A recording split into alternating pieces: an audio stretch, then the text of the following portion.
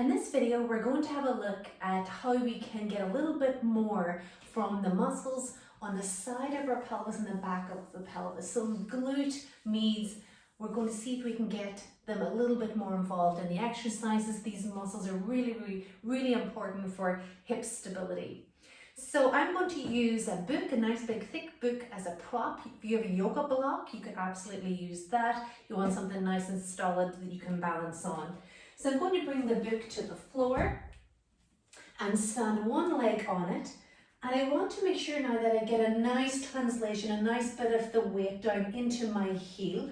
And I'm going to place my hand up onto the side to the back of my hip. I'll just turn around so you can see me there. So don't worry if your toes are off the book. As long as you get a nice firm balance on the heel and your heel is not too much to the back of whatever you're balancing on.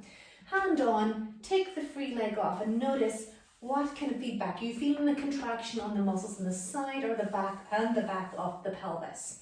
If that doesn't work, another trick is to lean the shoulders slightly forward than your pelvis. Take the leg up and see, does that help you get a little bit more feedback from these muscles?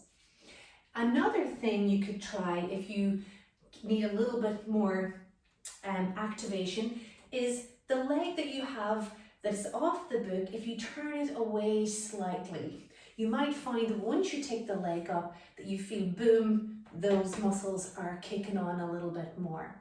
So once you're feeling a nice response from these muscles kicking on with your single leg balance, it's then just really about variation. So you could bring this up into a side kick lift, working the balance and endurance into that right hip.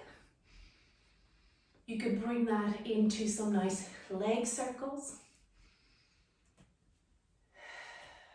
Continue to breathe and change in direction.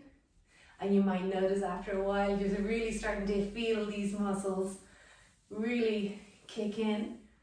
And then another nice one is if you can step off, soften your knees and come back up.